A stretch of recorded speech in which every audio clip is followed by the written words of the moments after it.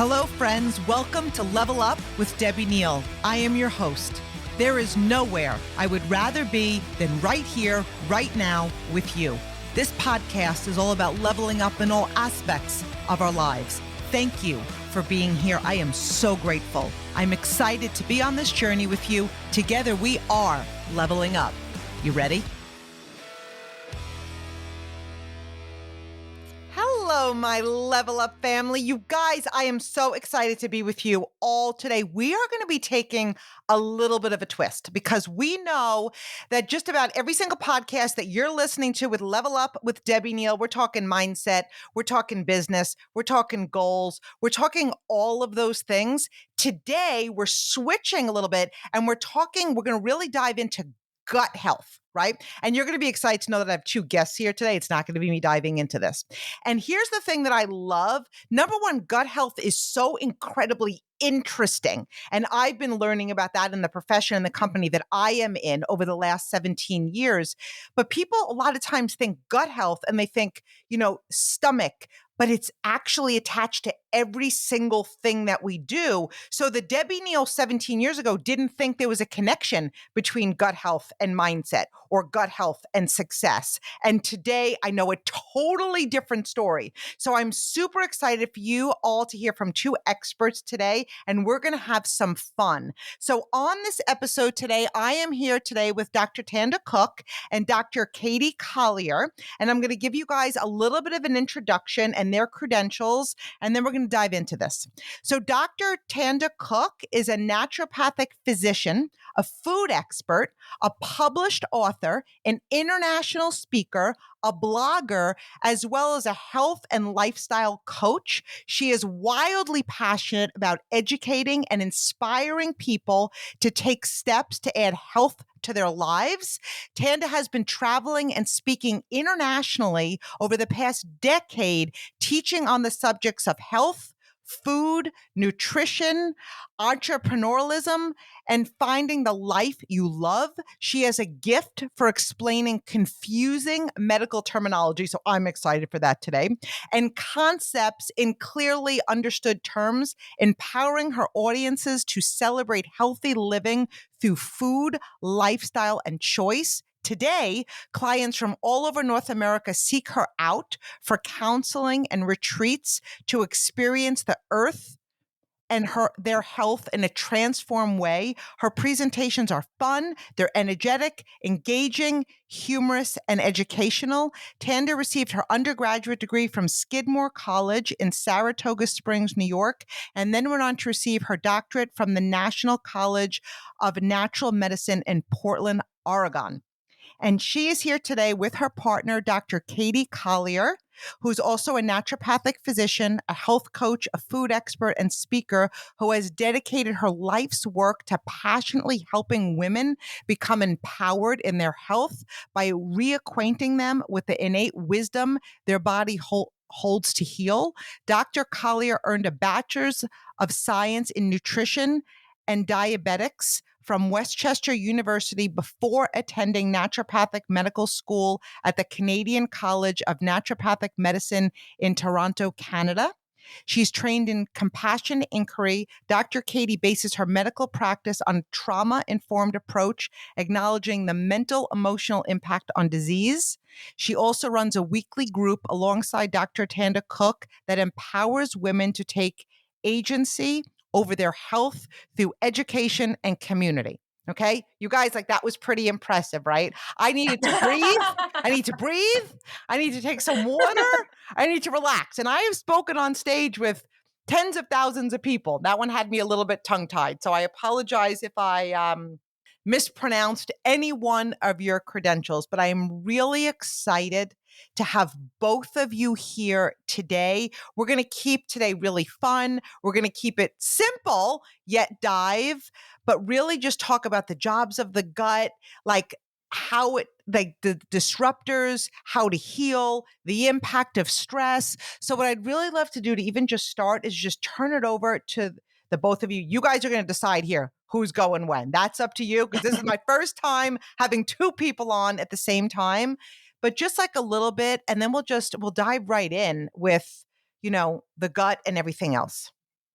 Yeah. So first of all, Debbie, thank you so much. I mean, I love you and have immense respect for you and what you do. And, about over a decade ago, when we thought of the gastrointestinal system, we would think of the organ system, and the job of the gut is to merely take food in, break it down, absorb it to build us, and then excrete the stuff that we didn't need. So that really, it's like the absorption of nutrients and then elimination and detox. And then about a decade ago, we discovered essentially a whole new organ called the microbiome. And since then, it'd be like a decade ago discovering we had another liver or something. I mean, so the impact that the microbiome has on our health has been on the forefront of a lot of studies and science now.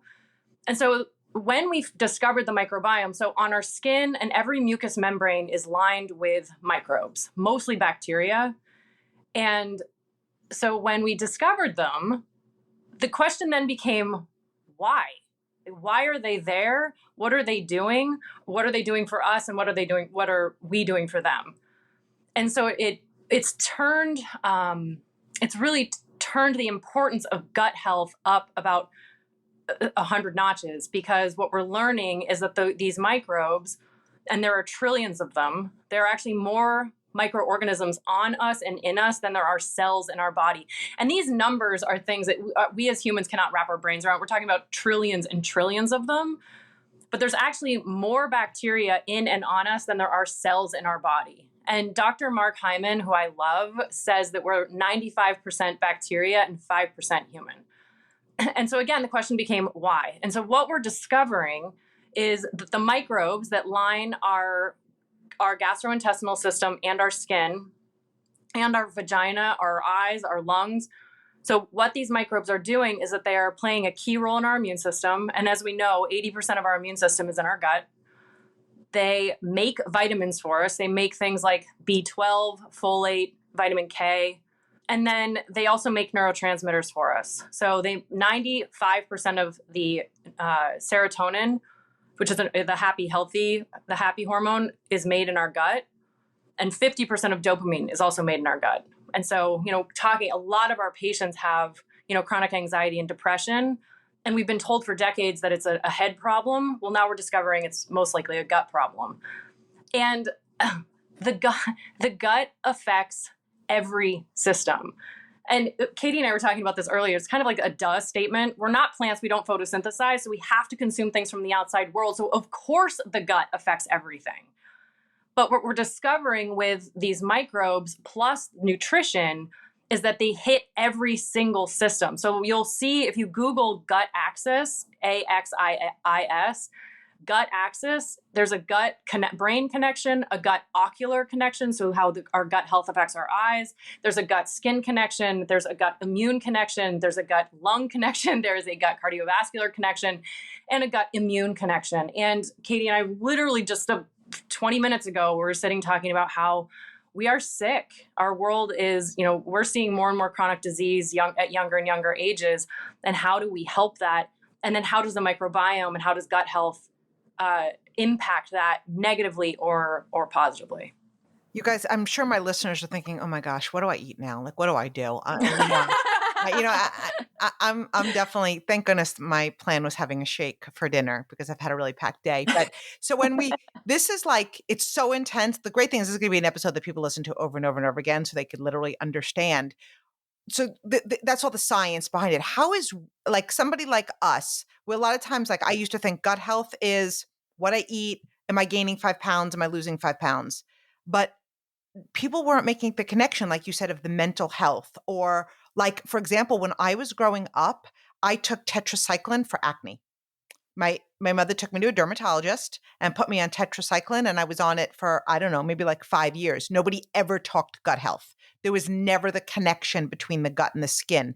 So can you just go over some things like that there's obviously a connection, not obviously, now we know there's a connection between gut health and what else? Because I think there's many listeners who are like, I had no idea that was actually connected to gut health. Yeah, I think too, there's sort of, and maybe Katie, you can pipe in too. When I think of gut health, I think of kind of the two highways. One is the importance of maintaining diversity in your microbiome, which is the bacteria, the beneficial bacteria that live from our mouth through our anus. So there's the bacteria integrity, and then there's the actual integrity of your gut, just think of your intestines. Well, let's just talk about the intestines. So your intestines are one giant hose. And so keeping that integrous is really important. So there's these two conversations. So let's start with the microbiome.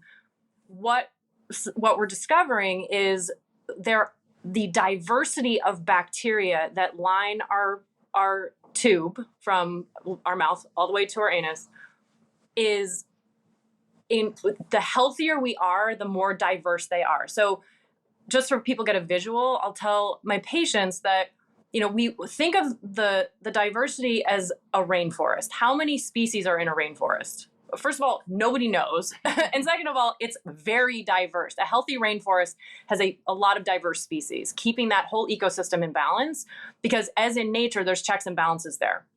Unfortunately, because of and we'll go over this, but the things that we are doing and the things that we are thinking and the things that we are eating and breathing and drinking are disrupting that diversity.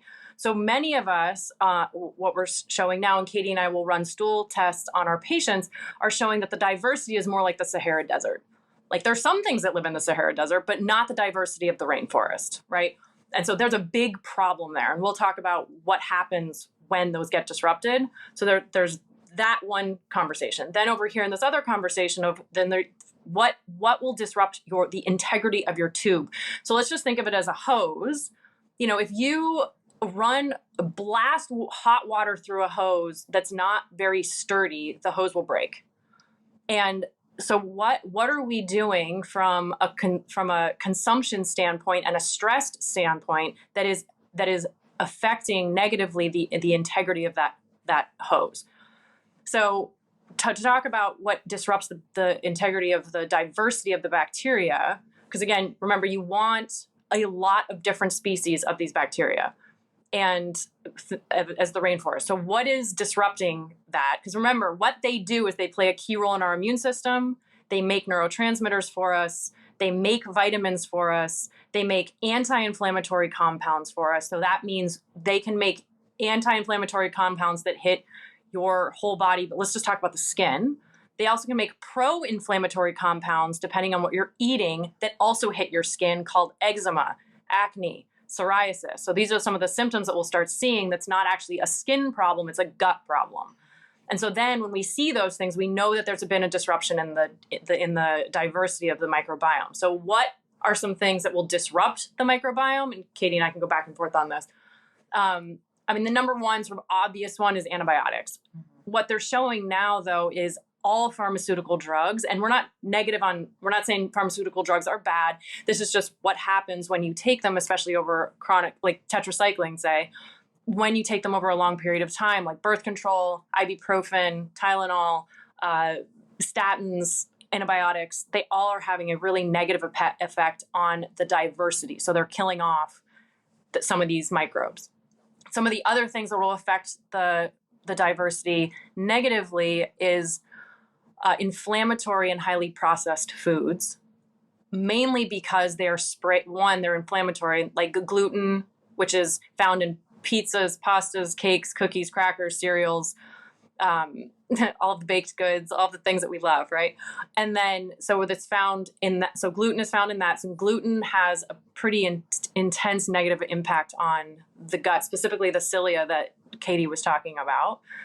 And then commercial dairy will have a negative impact. Sugar has a negative impact. Basically anything that's coming in a package. So it's barcodes and boxes, barcodes, and bags, boxes, and barcodes. Yeah, are the things that will negatively impact the gut.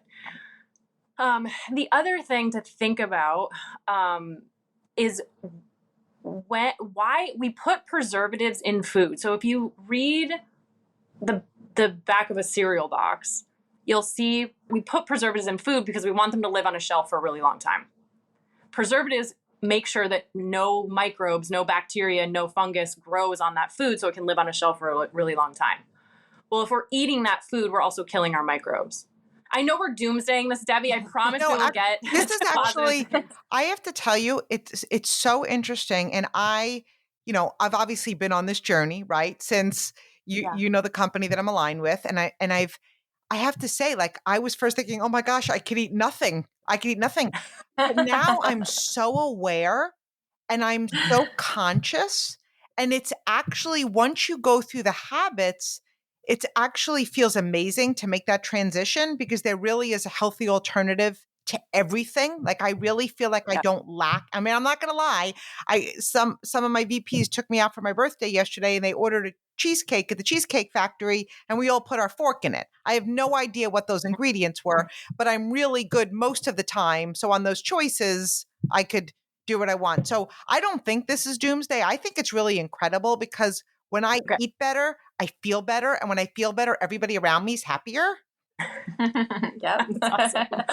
Right? And again, like I promise we'll give you so many things to do and what the results are. And you just said it. It's like you end up feeling so much better in your body and then you can go live a really awesome life, which is the point. Yeah. So the preservatives that we're putting in cereals, cakes, cookies, crackers, all the things that are bags, boxes, and barcodes, we put preservatives in there so that they can live on a shelf for a really long time. Because when things go bad, companies lose money. Mm-hmm. The problem, and it works, but the problem is when we're eating those preservatives, it also kills our microbes. So that's another thing that's affecting the diversity of our microbiome. And then artificial sugars like aspartame, phenylalanine, like things in Diet Coke, diet sodas, diet anything really, are, I want to say, almost more detrimental to the gut integrity and the gut diversity than antibiotics. It's really serious. Like if people ask us, like if we had to avoid anything, what would it be? And Katie and I are not about like never eat this and never eat that. And we are all about like freedom around food plus understanding how it's affecting your body. But if people do ask us what's the number one thing, and it's anything with artificial sugars. Mm-hmm.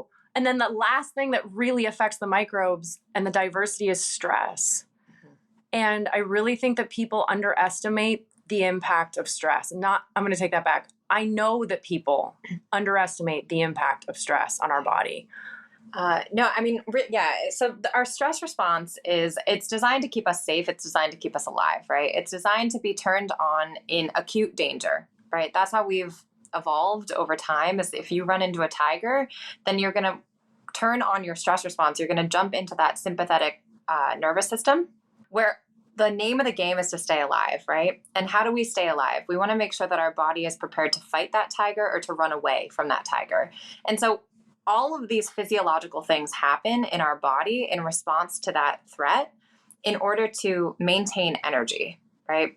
There are physiological effects of that, right? So you see a tiger, your heart rate goes up, your blood pressure goes up, you start to breathe more, right? It's like your respiration goes up. Your blood sugar will go up because we need to have the fuel for your muscles to run and to fight that tiger.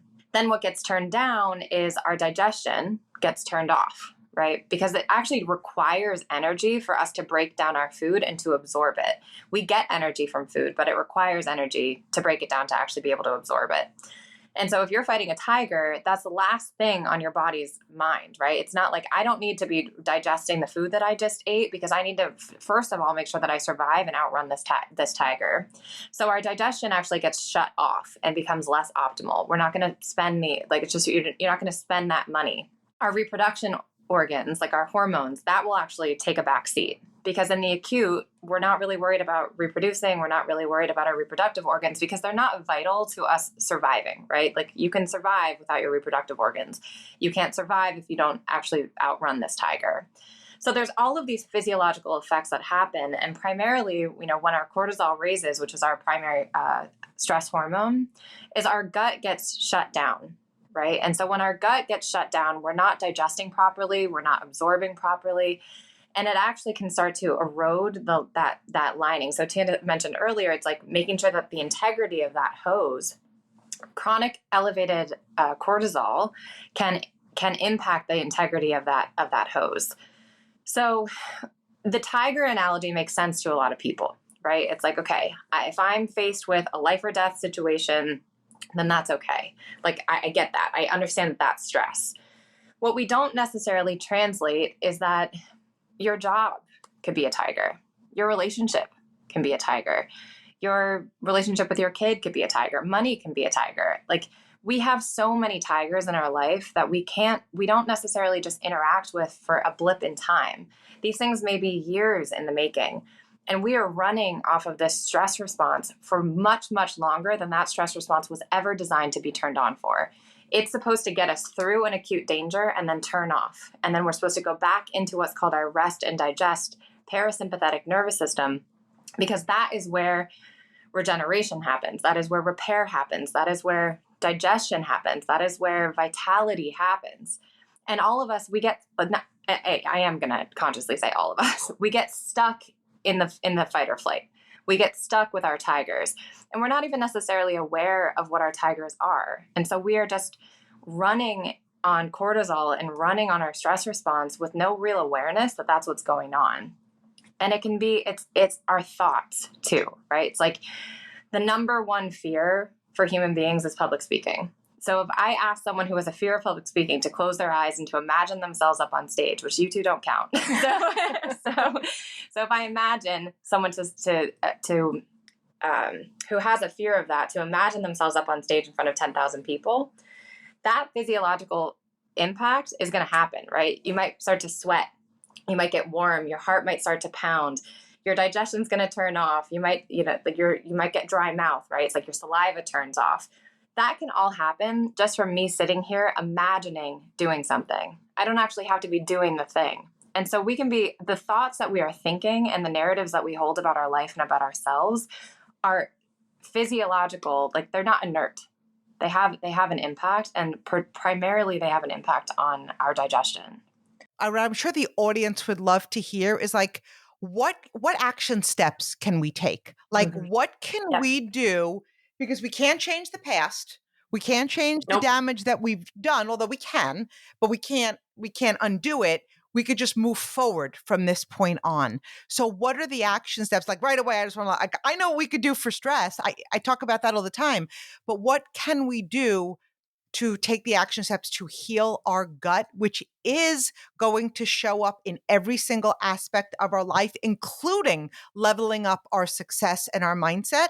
Because when our gut is not right, nothing is right. It is all connected. How you do anything is how you do everything. So what steps can they be taking?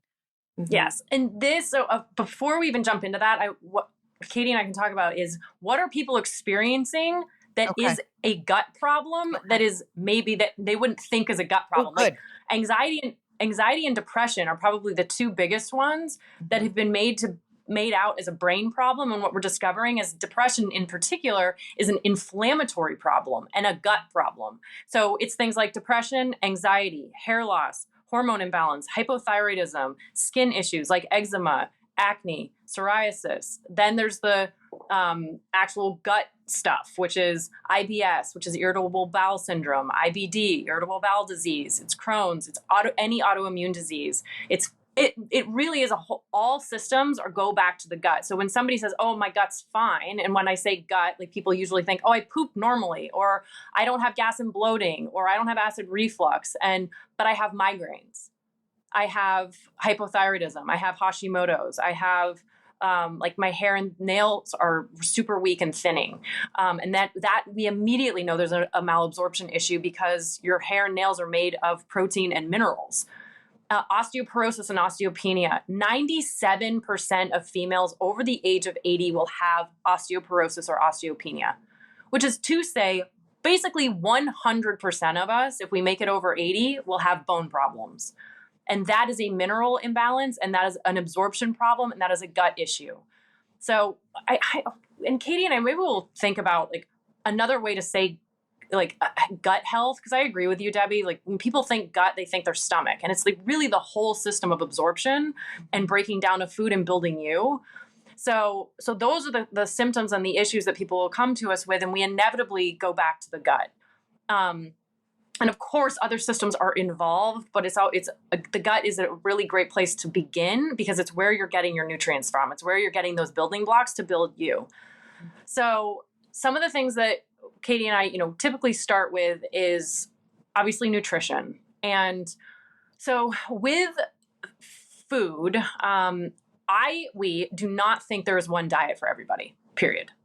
And because there's vegan, paleo, carnivore, there's a million different diets out there. And yet what all of us can agree on is that a whole foods focus is important, is the foundation of nutrition. So to start, if somebody comes to us and they're sort of eating the standard American diet, which has a decent amount of processed foods, we say avoid the big allergens, which is gluten, which is found in cookies, cakes, pastas, crackers, cereals, whatever. Gluten, commercial dairy, which is cheese, yogurt, milk. Then gluten, dairy, soy, sugar, alcohol, and caffeine. Just for a period of time. This is not a forever.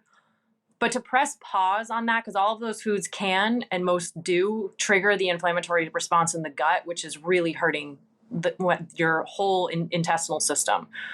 So avoiding those foods for a short period of time, like anyway from 30 to 90 days, and then focusing on foods that are high nutrient density. And I can't remember what study was done. It was showing that if somebody eats to help with gut integrity and gut healing, to eat 30 different plant foods a week. So if eating 30 different plant foods will help heal your gut. Now, teas count. So if you get an herbal blend tea and it has 7 different herbs in there or plants, that counts as 7. So that check that off.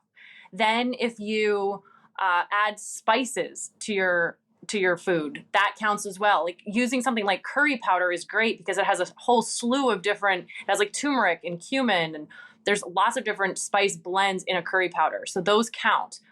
And it's, the more people kind of think about that and play around with herbs and spices, it's really not that challenging to get to 30 a week. I am actually challenging some of my patients to try and get 30 a day. Wow. So focusing on 30 different plant foods a week. Yeah, and so of those plant foods, there are a few just powerhouses, foods that they've studied that show if you're consuming these alongside a variety of nutrients, because we require a variety. That's why we're omnivores. We eat lots of different plant foods. We eat lots of different things that contain different constituents within them that do different things for our body. On top of that, they also feed different bacteria. So cranberries feed a certain bacteria. Broccoli feeds a certain bacteria. Cauliflower feeds a certain bacteria, and so on and so forth. There are a few, though, that tend to have an even more powerful beneficial effect on our microbiome. One of them is mushrooms. So any type of mushroom. So lion's mane will impact certain bacteria.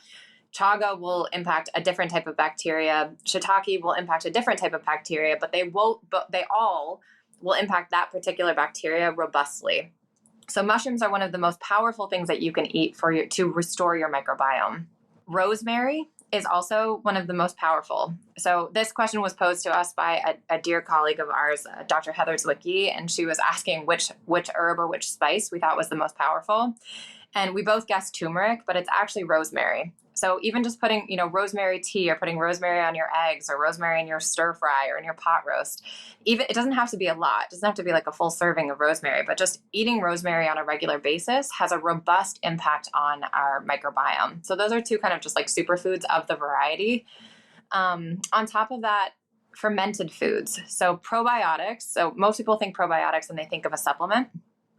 When we consume fermented foods, that fermentation process creates those beneficial bacteria. So you are repopulating the gut. So if you've had, antibiotics, or you've had, a history of a diet of a lot of processed foods, how do we actually reintroduce those bacteria? Because some of them might have been completely wiped out. And if you don't have them in there to begin with, how do we actually then grow them? So fermented foods are a way to consume them from the outside world. And we're actually showing that there's more of an impact on our microbiome by incorporating fermented foods than there is even by just supplementing. So things like sauerkraut, things like kimchi, kefir, and they have, water kefir, coconut kefir, they've got dairy kefir. Kombucha. Kombucha is another one. What else am I missing? Pickles, like homemade pickles. I love pickles. Anything that's been fermented or pickled. So even just consuming 2 tablespoons of a fermented food a day. So it doesn't have to be an entire jug of kombucha. It doesn't have to be a cup of sauerkraut. It's really just 2 tablespoons per day. And that is even more beneficial post antibiotic use. So if you've had to go on antibiotics because you have had an infection, that's okay. It's not the end of the world. But these are some ways that we can start to rebuild that gut if there has been an insult to it. So fermented foods, eating 30 different plant foods, mushrooms, rosemary, avoiding the inflammatory foods, all of these things are going to help our gut out. Amazing. So 10 things that we could do to improve our gut. Okay. So number 1 is the eating 30 different plant foods a week. And I'm going to challenge your listeners and myself to do 30 a day. And then number 2 is really focusing on whole foods and avoiding those boxes, bags, and barcodes. And this is, again, not about making food bad, good, right, wrong, cheating, whatever. We should do another podcast on languaging around another food. one. But let me ask you a question. Yeah. Like, what about a box of like grain-free pasta or grain-free, gluten-free pasta that comes in a bag? It does. So first of all, even when I eat that, I still get bloated. So somehow I justify it because it's gluten and grain-free, but I'm just asking. Yeah, when this is the thing, I would want to say to truly focus on whole foods for at least 30 days. But honestly, Debbie, it's also about listening to your body. It's like you eat that, but you don't feel great. Right. Right. And so then it's not the food's fault. It's right. That's going, oh man, there's something going on in my gut. There's something going on in my microbiome. There's something going on with the diversity. There's something going on with my enzymes. There's something going on somewhere in my gut that can't handle this right now. And so that's a good notice for you, and put that box aside for a period of time and then reintroduce it after you've really focused on some of the things that we're going to go over. And then be like, whoa, I ate that. I didn't actually feel like crap. This is awesome. So it's, frozen vegetables come in a bag. It's being, let's say, focusing on whole foods and then focusing on things that are not highly ultra processed foods. Right. So let's say this, if it comes in a box and you can read the ingredients and you could make that in your kitchen, that counts as a whole food. Okay. Is that fair? Yes, that's fair. Let's go. It's like I buy frozen organic strawberries. It's just strawberries. It's the only ingredient. Perfect. Exactly. Perfect. So if you read, your pasta ingredients and it says water, sweet potato and egg or something, it's like you could have made that in your kitchen. Okay. So that counts. But thank you for bringing that up because, I don't want people to get dogmatic about this because it can be, then people are like, I don't know what to eat. Mm-hmm. But really just focusing more on the whole foods, getting rid of the ultra processed foods, which are the cakes, cookies, crackers, cereals, blah, blah, blah, all that. Bone broth and vegetable broth, those who are vegetarian, the broths are so healing. Typically, a bone broth is made from, you roast a chicken, you take off all the meat, and then you put the bones in water with a teeny bit of vinegar with salt and veggies. And what happens, and you boil it for anywhere from 8 to 12 hours. And all of that water and heat and vinegar pulls the minerals out of the bones, and then you drink that. And that is one of the most healing to the gut and the body of all time because it's high in minerals, it's high in collagen, it's high in protein. So bone broths or veggie broths, and typically, especially now that we're, in the sort of winter season, doing 1 to 2 cups a day is really, really great for the gut. Mm-hmm. Yep. And then 4 is sleep. So if I had to pick one master dial of health, including gut health, including just everything in your body, it functions better when you sleep. So that is where deep healing and that is where restoration, that is where detoxing happens, is when we sleep. So sleeping ideally 7 to 9 hours a night in total darkness in a cool room, and just being really intentional about the timing of our sleep. So studies are now showing that actually the consistency around sleep, so falling asleep at the same time, waking up at the same time, regardless of the day of the week, is actually more important for keeping our circadian rhythm, our sleep-wake cycle in balance than even actually the duration of sleep. So we aim for 7 to 9 hours, but on top of that, being really intentional about your bedtime and your wake up time, regardless of the day of the week, is going to set your body up to heal. So we cannot heal if we're not sleeping, period. So if you want to heal your gut, you have to be sleeping. You have to be prioritizing sleep. And then number 5 is movement. So moving our body. If you look at our body, as Tanda likes to say, I'm going to steal this one from her, but if you look at a cow is not designed to move. They're designed to eat. They've got like 4 stomachs.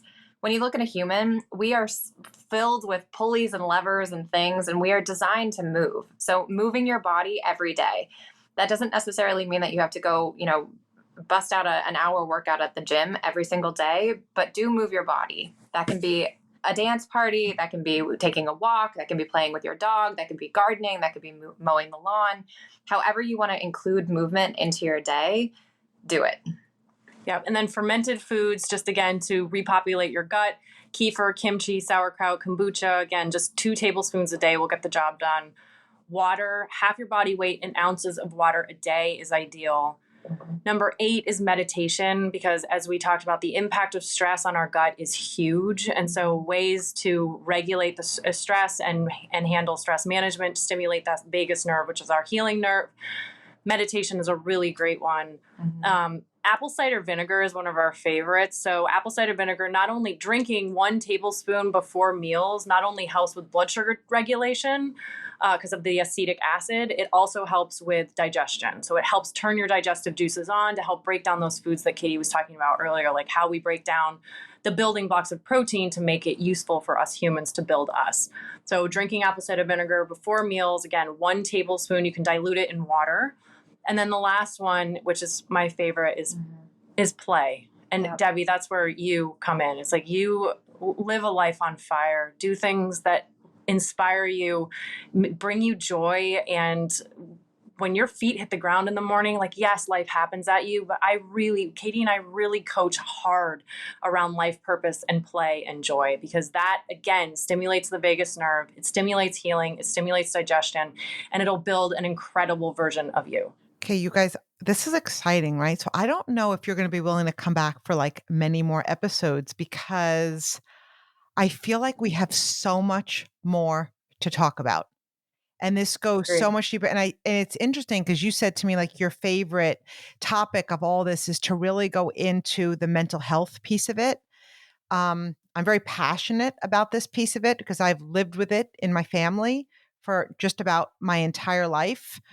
And it's amazing because I never really connected that really could have been the difference for them, is gut health and how we can make things better. So I think we're gonna have to do an entire podcast on that if you guys are willing to do that. Oh my gosh, please. Because I feel like there's so many people that are just dying for the information. So, if you had to pick one last thing that we touch on, just because we want to be conscious of time, gosh, what would that even be? Because we were planning on talking hormones. We were talking about planning stress. We were talking about all of these things, but this is just going to give you one more reason to come back. I think really it's like we can dive into all of it, right? All of the systems, how it's all connected. And what Tanda and I really push for our patients is the hope, right? It's like, in learning about our health and in learning how to stay healthy in the world that we live in, it can be pretty daunting. Truthfully, it can feel kind of like doomsday and what do we do? And oh my gosh. And I think leaving everyone with your body, when it is given the tools to succeed and to heal, it will. We can reverse this. We can heal. We can, dump out the bucket of however many years you've been alive and sort through it and put the pieces of the puzzle back together, right? It's like we can set your body up to win, and healing is possible. So regardless of which system has been affected, or, if it's a hormone imbalance, if it's mental health, if it's a disease, if it's a diagnosis, the body wants to heal. And when we get out of its way, it does that really, really beautifully. And that's the game. The game is not to be perfect. The game is not to beat yourself up or to feel regret or to feel, shame in what maybe some of your past experiences have been or how you've treated your body in the past. But being empowered to move forward with the knowledge that you can set your body up to win and you can heal. And we see it literally every day in our practice. And I think that, as people dive down this road of learning about health and learning about their body, it's just, I don't want it to be overwhelming, because it's truly coming from a place of empowerment, not from a place of fear or obsession, but that your body is this beautiful, healthy mechanism that you just need to set it up to win.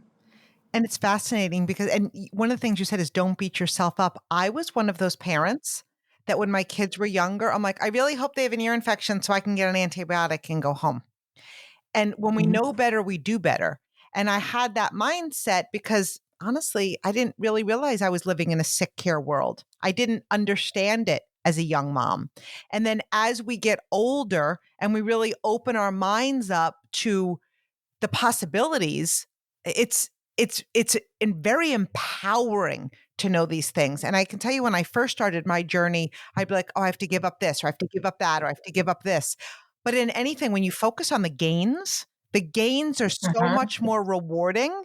It's actually really easy to give up things. And again, I'm certainly not saying I'm perfect. I am not, but it's much easier today. With every day that goes on in my life, it's much easier because I want to feel good. I want to be here forever. My body is a vessel. I don't just want to be here. I want to thrive here.